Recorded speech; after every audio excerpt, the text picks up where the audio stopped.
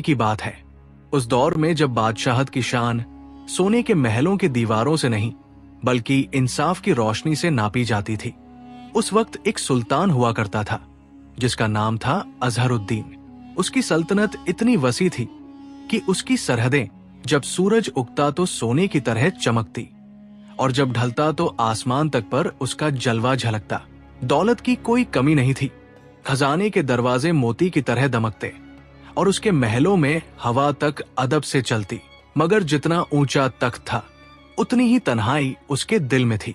वो सब कुछ रखता था मगर औलाद की नेमत से महरूम था। रातें आती तो महल की ऊंची छतों से सन्नाटा उतरता और सुल्तान की आंखों से नींद उड़ जाती। वो अपने दिल में एक सवाल दोहराता, किस काम की ये सल्तनत जब कोई नहीं जो मेरे बाद इसे संभाले। उसकी बीवी मलिका रुबैदा निहायत हसीन और पाक सिफत औरत थी, मगर औलाद न होने का गम दोनों के दरमियान एक दीवार की तरह खड़ा हो चुका था। सुल्तान हर मशहूर हकीम, तबीब और दुआगों से रुजू करता, मगर नतीजा वही, नाकामी, मायूसी और तन्हाई। दिन गुजरते गए, बाल सफेद होने लगे, मगर उस घर की दीवारों में बच्चे की खिलखिलाहट कभी ना गूंजी। रुबैदा ने कभी शिकायत नहीं की, मगर सुल्तान का दिल अब बुझने लगा था। एक रात जब सन्नाटा और सुकून दोनों गायब थे, सुल्तान करवटें बदलता उठा। चांदनी बालकनी पर फैल रही थी और वो वहां जा खड़ा हुआ। हवा में हल्की सी ठंडक थी और सुल्तान ने अपने आप से कहा, उम्र ढलती जा रही है, मौत किसी पर रहम नहीं करती, सल्तनत का कोई वारिस नहीं और मैं हर दिन अकेला होता जा रहा हूं। अगर मैंने आज कोई बंदोबस्त न किया तो कल ताज किसी गैर के सर पर होगा। उसके दिल में एक ख्याल उभरा जो पहले कभी नहीं आया था।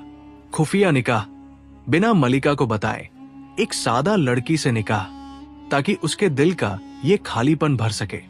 उसने एक लंबी सांस ली और कहा, बस अब यही मुनासिब है।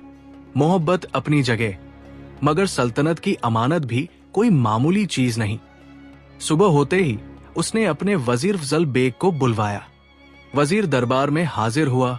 बुजुर्ग था मगर अक्लमंद, सालों से सुल्तान का साया बना हुआ था। सुल्तान ने कहा, फजल, मैंने एक बात का पक्का इरादा किया है। मैं एक कनीज या नेक घर की लड़की से खुफिया निकाह करना चाहता हूं, मगर यह बात मेरी मलिका या किसी दरबारी को खबर नहीं होनी चाहिए। फजल बेग ने सर झुकाकर कहा, जहां पनाह, अगर यही आपकी मर्जी है तो यकीन जानिए, मैं ऐसा इंतजाम करूंगा कि हवा तक